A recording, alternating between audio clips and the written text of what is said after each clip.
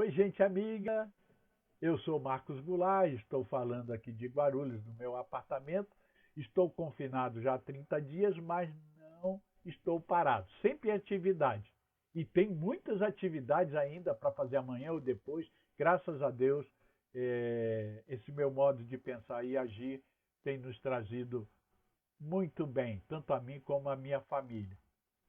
E eu gostaria de salientar que nós fomos solicitados, né, pelos alguns companheiros, que eu montasse um tema para falar sobre o Evangelho segundo o Espiritismo, capítulo 19, A Fé Transporta a Montanha, do item 1 ao 5.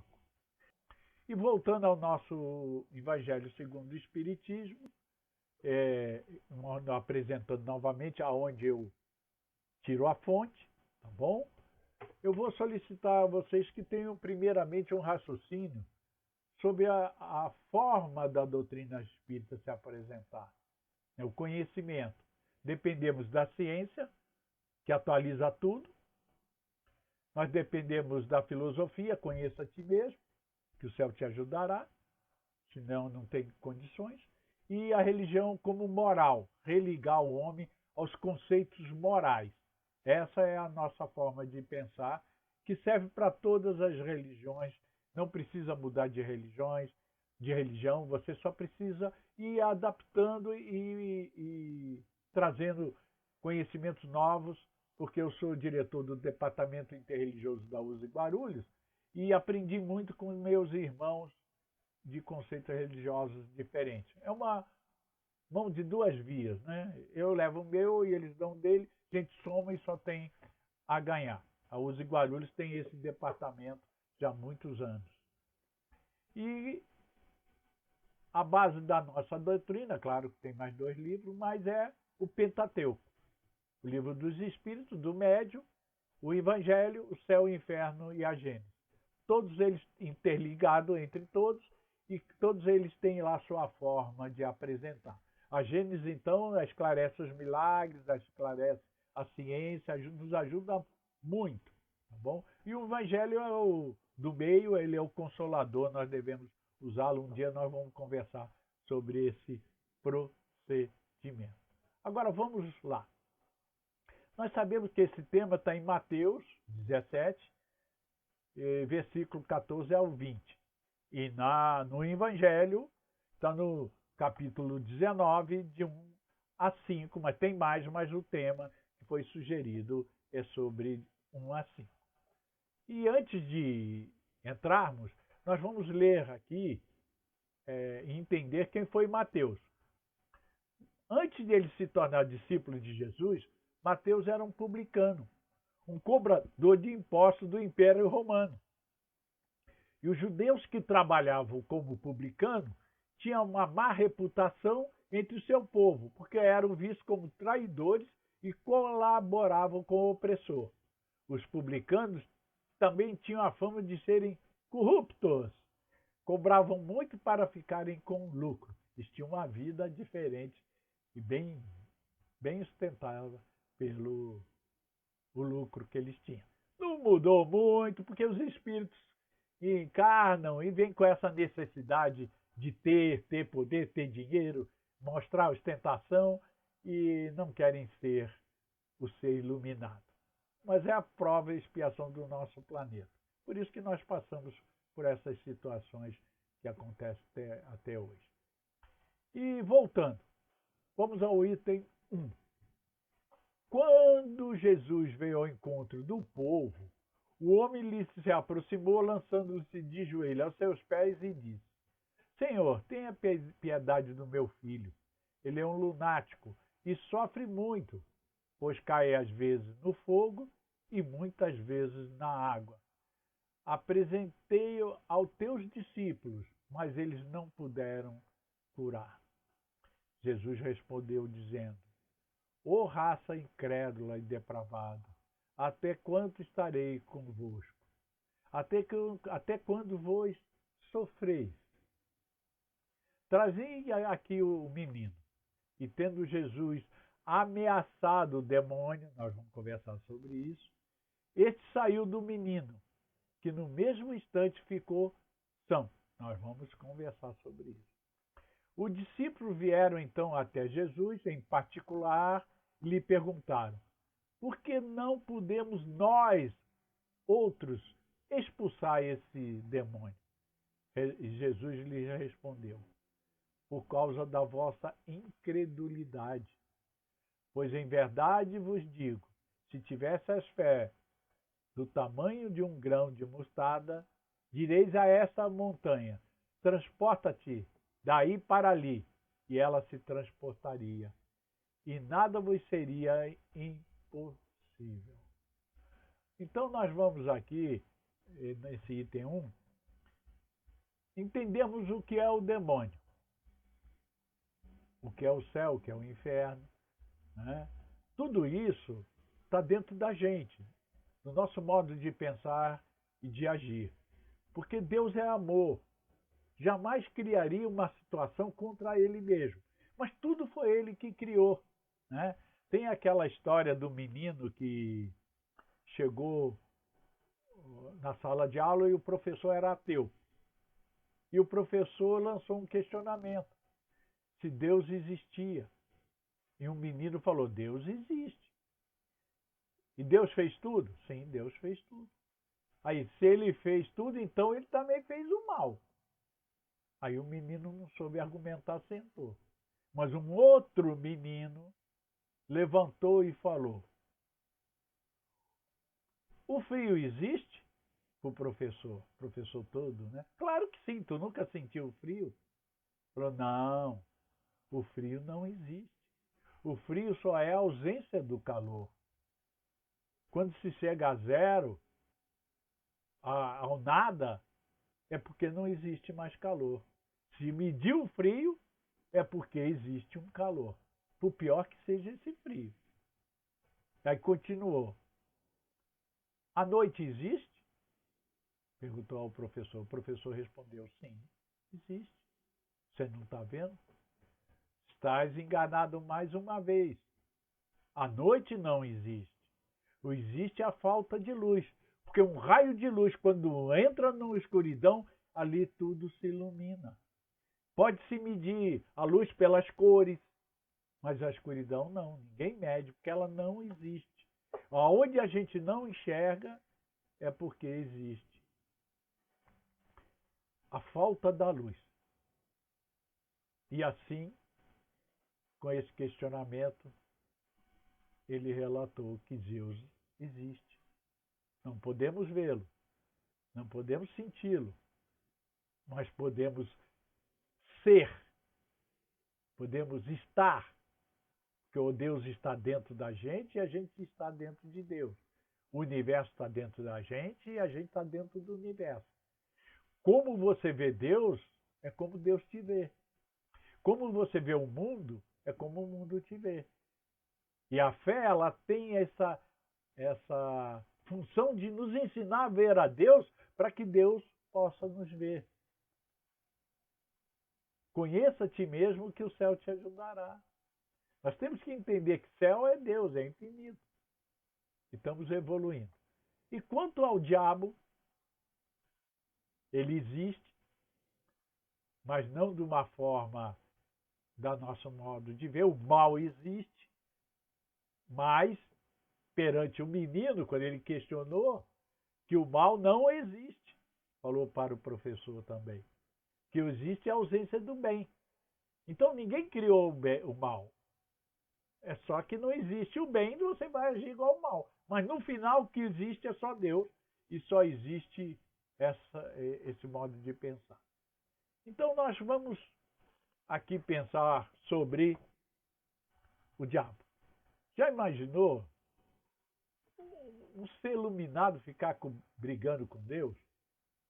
E não iluminado? Ou Jesus iluminado brigando com o diabo? Desculpe a expressão. Mas Jesus jamais brigaria. Eu sei que depois um dia eu vou explicar a vocês, vamos ter uma palestra sobre o que aconteceu do deserto e muitas outras tentações. É onde eu tive muita conversa com os meninos dentro do sistema carcerário porque o pensamento deles ainda é essa briga entre o mal e o bem. Mas não existe conflito entre o bem e o mal. Não existe. O que existe é a ausência do bem. Então, como nós podemos ver isso? Porque senão Jesus se igualaria ao diabo, se for brigar ou expulsar ele, como estava lá na Bíblia, na reflexão do Evangelho. Mas nós vamos ver mais para frente, depois, como interpretar esse assunto. Então, o que é que nós podemos filosofar? Porque nós dependemos da ciência e da filosofia. Só existe o conflito entre o conhecimento e a ignorância. Se você ignorar, você vai agir como o diabo. Se você tiver conhecimento, você vai agir segundo Jesus, o Espírito mais luz que nós recebemos. Então, quanto mais você vai adquirindo conhecimento, menos o diabo vai se aproximar ou vai agir dentro do nosso ser, como sendo luz. Tem aquele questionamento que o menino fez ao pai. Pai, qual é o tamanho de Deus? Aí o pai pegou ele, entrou no carro, foi até o aeroporto. E mostrou um avião lá longe. Falou, que tamanho está aquele avião? Aí o menino falou, está pequenininho. Fique olhando. Quando ele pousou, era um Boeing enorme. Falou, e agora que tamanho está? Está enorme. Ele falou, é assim, o tamanho de Deus. Quando ele está longe de você, ele é pequeno. Quando ele está perto de você, ele é grande. E é assim que nós devemos pensar. E continuando o nosso contexto, né, nossa conversa, no item 2 está no Evangelho da seguinte forma. No sentido próprio, é certo que a confiança nas suas próprias forças torna o homem capaz de executar coisas materiais, que não consegue fazendo quem tem dúvida de si, que, porém, unicamente no sentido moral, se deve entender essas palavras.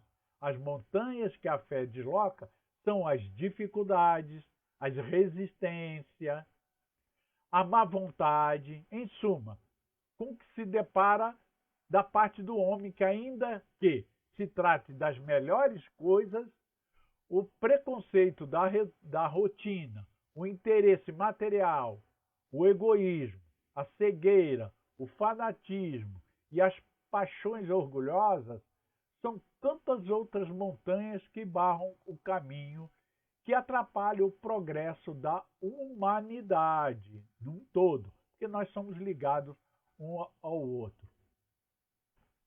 A fé robusta dá perseverança, a energia e os recursos que fazem avançar sobre os obstáculos. Assim, nas pequenas coisas e que nas grandes coisas que têm esses resultados. Da fé vacilante resultam a incerteza e a hesitação que se aproveitam os adversários que se têm a combater.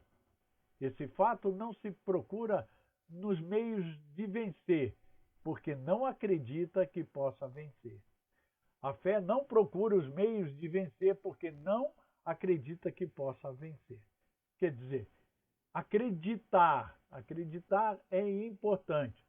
Então, aonde está a nossa consciência? Aonde estão as leis de Deus? Ela está no nosso cérebro, no nosso pensamento. Se você acreditar e lutar e se adaptar e sempre questionando,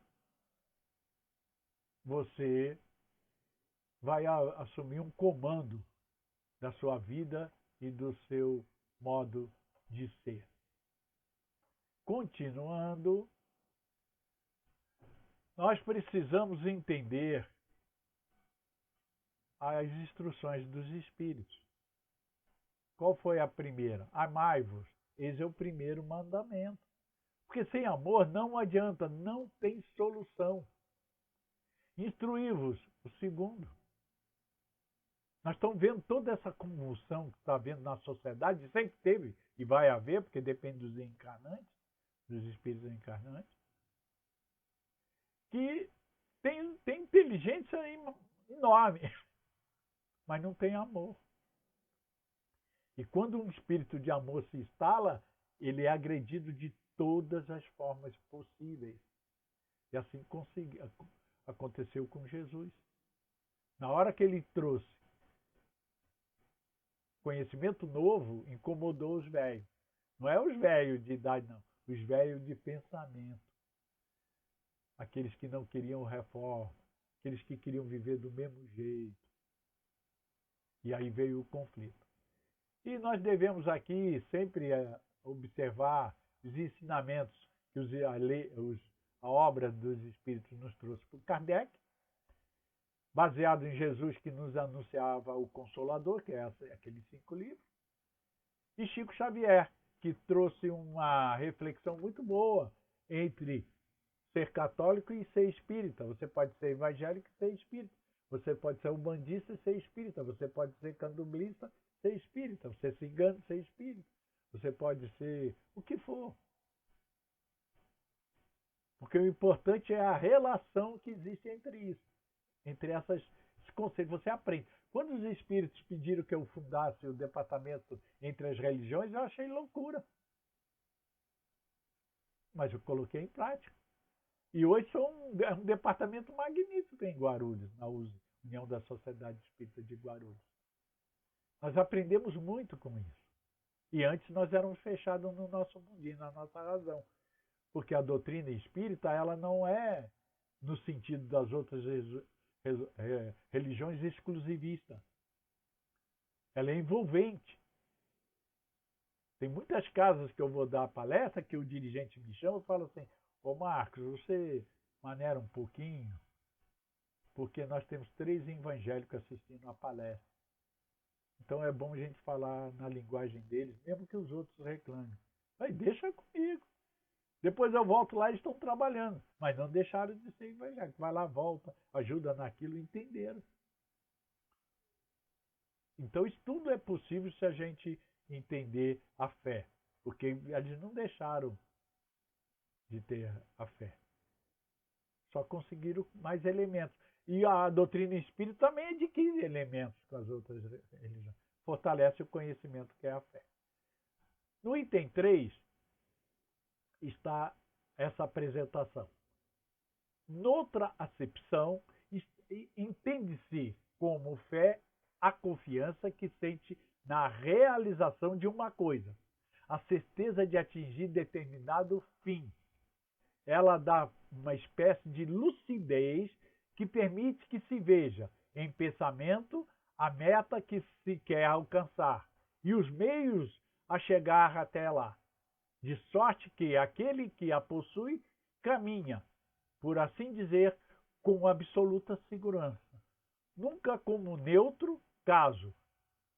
Pode ela dar lugar a que executem grandes coisas. Ele pode dar lugar para aqueles que executam muitas coisas boas. Né? A fé sincera e verdadeira é sempre calma, faculta a potência que sabe esperar, porque tem seu ponto de apoio na inteligência e na compreensão das coisas. Tem a certeza de chegar ao objetivo visado. A fé vacilante sente a sua própria fraqueza. Quando a estimula o interesse, torna-se furibunda e julga suprir com a violência a força que lhe falece. A calma na luta é sempre um sinal de força e de confiança. A violência, ao contrário, detona a fraqueza e denota fraqueza e a dúvida de si mesmo. O que isso quer dizer? Simplificando, que é minha modo de falar, eu costumo dizer que a fé pode ser medida de 3 formas, porque foi um questionamento que eu fiz a um mentor que me acompanha, na época que eu achava maravilhoso, que eu era a melhor pessoa do mundo, porque tem um momento, quando você desenvolve a mediunidade, você começa a se achar o tal. E aí eu perguntei a ele como estava a minha fé. E vocês também podem perguntar a sua consciência, o seu mentor, o seu modo de pensar lá, Deus, não tem problema. Primeiro item, eu perguntei como mede a fé. Ele falou em 3 itens. Primeiro item, a paciência. E eu era nervoso. Nossa, mãe. Falei, deixa de lado. Segundo item, conhecimento. Ih, isso eu tô bom, tô lendo. Falei, não, das outras religiões também, das outras doutrinas, dos pensamentos diferentes do seu. Ih, eu sempre fui julgador, eu sempre fui o cão chupando manga, eu não dava moleza para ninguém. Então deixa para lá. Vamos ver o terceiro. Se você tiver paciência, conhecimento, você vai aprender a perdoar. Falei, puxa, vou ter que voltar tudo atrás. Não teve jeito. Tive que começar a ficar quieto, engolir opiniões alheias, para mudar o Marcos que era antes e o Marcos que é hoje. Isso é uma outra palestra que nós podemos conversar, desculpa. Mas baseado nesses 3, tem outras coisas. Um dia nós vamos dar uma palestra sobre somente a fé. O que nós podemos refletir? Todos possuímos um tesouro íntimo inigualável, ainda que não explorado no nosso consciente. É assim que se elimina a fé cega. Porque você começa a se achar o tal. É o que eu me achei lá no começo. Mas também eu tive acesso a tanta coisa que eu pensei que era aquilo. Mas 10 anos, 15 anos depois, a gente vê que não é bem nada daquilo. Mas vale, é assim que se começa. Mas quando Deus nos criou, simples e sem conhecimento. Mas Ele nos criou e colocou lá dentro um baú. E esse baú com as melhores joias que existem no mundo. Só que sem conhecimento nós partimos para o egoísmo, a vaidade, o interesse, o amor próprio. Eu só amo quem me ama. Quem me magoa, nós vamos eliminar. Quem não me ama, vamos eliminar. Quem me ama, eu quero perto. Mas eu não preciso amar ele porque ele me ama. E esse egoísmo foi trazendo as dificuldades, que precisou ter muitas religiões, muitos modos de pensar para que cada um se adaptasse. Quando eu faço encontro interreligioso na escola, eu fecho sempre falando isso. E quando nós desencarnar, morremos, Deus não vai perguntar qual é a sua religião, não. Mas como você agiu dentro da sua religião.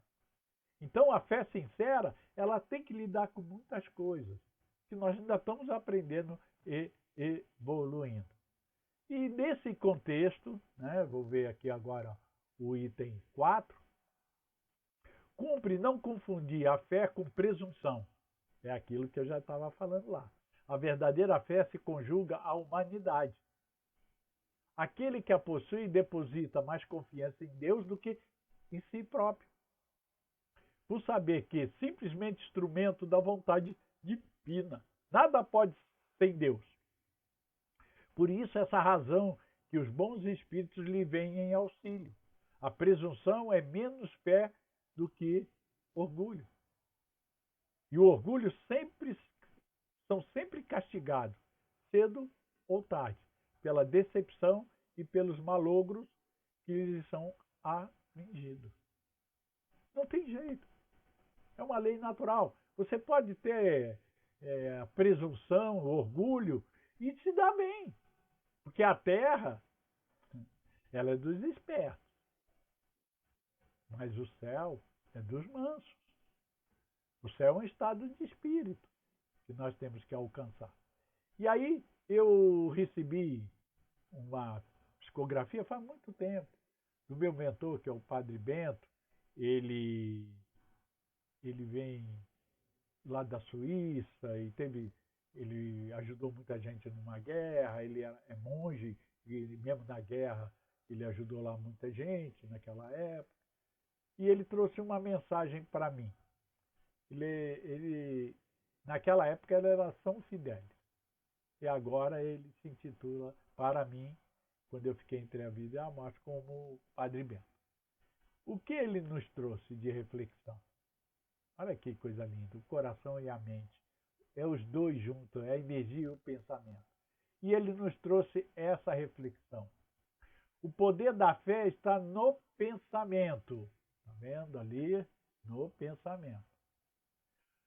Não depende nem das palavras, nem do lugar e nem do momento que você está, porque você é. A fé é um direito do coração e não da religião. Mensagem do Padre Bento, meu mentor, na qual eu psicografei para uma reunião, uma palestra que eu fui chamado com outros religiosos da UAB de Guarulhos, subseção 57. Cada um foi lá dar a sua participação a favor da tolerância religiosa. E ele, lá eu fui bem claro que a fé não é um direito da OAB, ou um direito da católica, da evangélica, da espírita, não. A fé é um direito do coração. Se você tiver a fé, nada mais te incomoda e você utiliza ela para te ajudar e ajudar os outros. É a fé que remove montanha.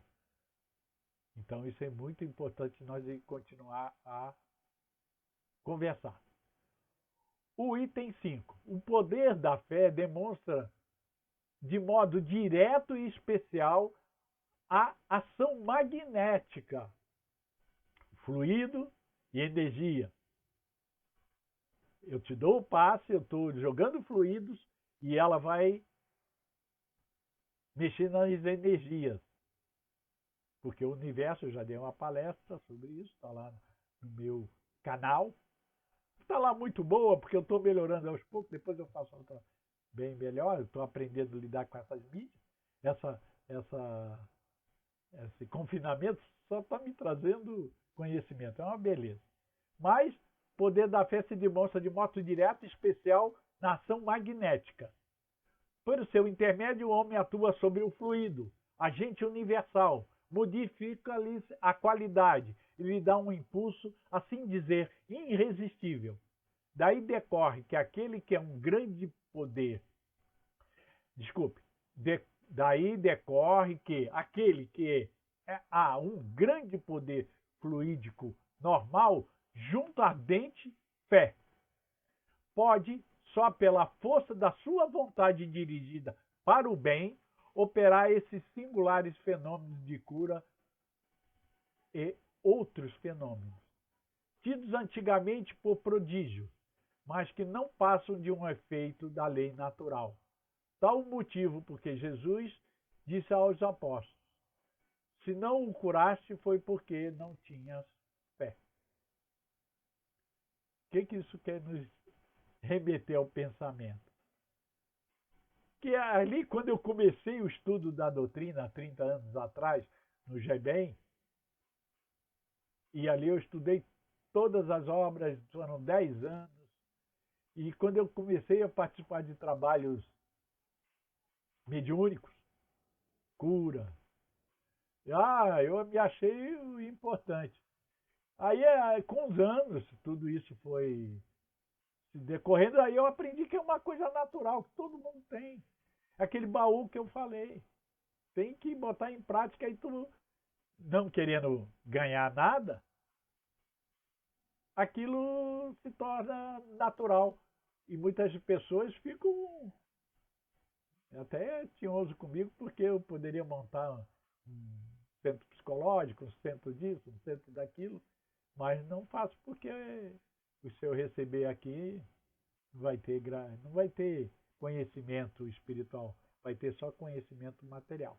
Então, como é que nós podemos desvendar esse item 5? Desta forma, nós estamos dentro de um caldeirão de água fervente, todos, os bons, os ruins. Entenda, a mesma água fervente é que amolece a batata, também endurece o ovo. Não são circunstâncias que mudam as pessoas, mas sim o que tem dentro delas. Pensa bem. Você é uma batata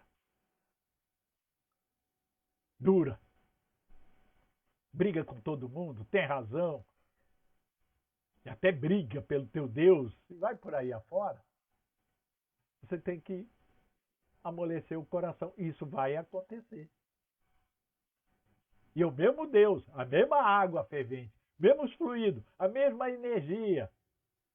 Só que você não consegue amolecer o seu coração. Tão duro que é a batata. Aí depois que isso acontece, você vira o ovo. Aquele caldeirão, aqueles fluidos, deixa você mole. Aí você já não vai ter tanta dificuldade.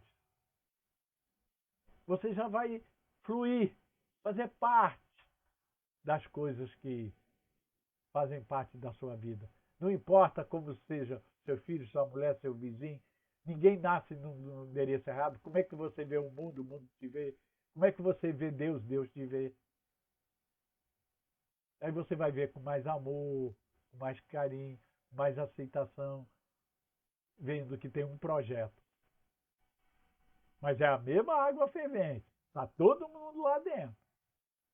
A origem é a mesma. Cada um com seu modo de pensar e agir. Aí nós vamos para o item 6, né? O item 5, que eu já falei. Então nós vamos aqui, para terminar, nós vamos concluir um raciocínio, que é até o item 5, quase que eu fui para o item 6. Mas o que nós devemos raciocinar? Está vendo essa mão? É as energias e os fluidos que você passa, o que você está dentro, aquela água fervente. São cheios de acontecimentos que uns acham que é errado, é o diabo, seja o que for. Outros acham que é Deus, mas está tudo a mesma coisa. Aí você tem o coração e a mente. A fé raciocinada, você usa os sentimentos e a inteligência. A fé sem raciocínio, você só usa a inteligência. Você não coloca sentimentos. Você coloca conquistas, prazeres, mesmo dentro da fé. Mesmo usando o nome de Deus. De Deus que te deu, Deus te tirou, Deus isso, Deus aquilo. Mas tu tem que entender como um todo. Se Deus te deu um carro, esse carro deu muito emprego. Isso tem que acontecer naturalmente. Porque se ele te tira o carro, ele acabou com o emprego da turma. Aí é Deus ou é você? Você batalhou, conquistou para ter um carro? E se tu conquistou, ele te dá os resultados que vêm. Você fortaleceu a tua fé, todos ganham contigo. Todos. Você tem a fé cega, todos perdem contigo. Vai trazer debate, briga, seja o que for. Jesus era claro. Quando os apóstolos falaram, mas nem todos entendem o que eu estou falando. Falaram, fale para quem tem ouvidos de ouvir e olhos de ver. Para não entrar em debate. Né? E continuando, para encerrar aqui a nossa reflexão, eu gostaria de que nós terminássemos com uma situação que lhe trouxesse bem, lhe trouxesse forma, né? Que quando eu lido com os meninos no sistema carcerário, ou quando eu sou chamado em casas onde trata de drogados, trata de pessoas que têm vícios de bebida alcoólica, sexual, fumo, ganância. Eu tenho que colocar alguma coisa lá que possa fazer ele refletir. Tem que dar a ele uma possibilidade de crescer, né? de achar um caminho. Porque senão fica difícil. Então, o que eu sempre peço? Mas eu tenho outros mecanismos, principalmente dentro do ambiente carcerário, eu uso outros mecanismos. Mas eu vou usar esse aqui para todos nós. Todos os nós. Eu, vocês, minha esposa, meus filhos, meus amigos, todo mundo. Como conseguir começar a elevar uma vida equilibrada? Como adquirir equilíbrio? A fé raciocinada. Principalmente você precisa conhecer a ti mesmo. Saber as suas fraquezas. Conheça a ti mesmo que o céu te ajudará. O céu é quem? É Deus. Deus é quem? Inteligência suprema. Inteligência suprema é o quê? É tudo. Então, de manhã, você levanta, vai até o espelho e minta. Deus não liga se você mentir. Você fala, eu quero, eu posso, eu faço e eu mereço ser feliz. Eu quero, eu posso, eu faço e eu mereço ser feliz. Vai mentindo. Tu vai vendo aquele corpo envelheceu. Ou você é linda, mas você não acha, você tem síndrome de... Né? Tem pânico, tem sei lá o quê. Aí tu vai repetindo, vai mentindo. Eu quero, eu posso, eu faço, eu mereço, eu quero, eu mereço ser feliz. Eu quero, eu posso, eu faço, eu mereço ser feliz. Como é que se diz sobre a mentira? Tu repete tanto a mentira que ela passa a ser verdade. É isso que o meio político usa. Né? Mente, mente, mente, mente. Depois lá na frente as consequências vêm. Então minta, minta, minta, me dá pouco você vai acreditar. Aí você vai olhar para você vai se achar bonito, feliz, com força para conquistar, superar, vai perdoar. Porque você repetiu. Depois tem outros mecanismos. Porque a fé tem que ser montada com vontade. Não com prova, provar a Deus que eu tenho fé. Deus já sabe tudo sobre nós. Quando ele criou o planeta Prova e Expiação. Então repita, eu quero, eu posso, eu faço e eu mereço ser feliz. Todo dia de manhã. Aí depois você vai fazer igual muitos que seguiram essa orientação e me agradece e tiraram da consciência toda essa dificuldade de que não consegue, eu não posso, eu não quero. Se botar o não na frente, eu não posso, eu não quero, eu não faço e eu não mereço ser feliz. Acabou. Tira o não e vai em prática. E volto a solicitar que vocês não esqueçam, terça-feira, Família Web Rádio, toda terça-feira, com reprise às quintas-feiras. Assistam o nosso programa e mandem as suas opiniões, suas vontades, seu desejo. Se tem algum patrocinador, nós estamos esperando, somente nessa época difícil. Pelo e-mail, use a rádio, que a rádio é de vocês. Use a rádio, @gmail.com. E eu aguardo, tá? A comunicação de vocês. Se vocês quiserem também marcar alguma palestra, algum tema, é só solicitar pelo e-mail e eu vejo. Deixa lá o WhatsApp, tá? Porque hoje o WhatsApp está superando o e-mail. Um abraço, muita paz, muita tranquilidade e muita força de superação. Gratidão sempre e vamos que vamos. Eu quero, eu posso, eu faço e eu mereço ser feliz. Beijos.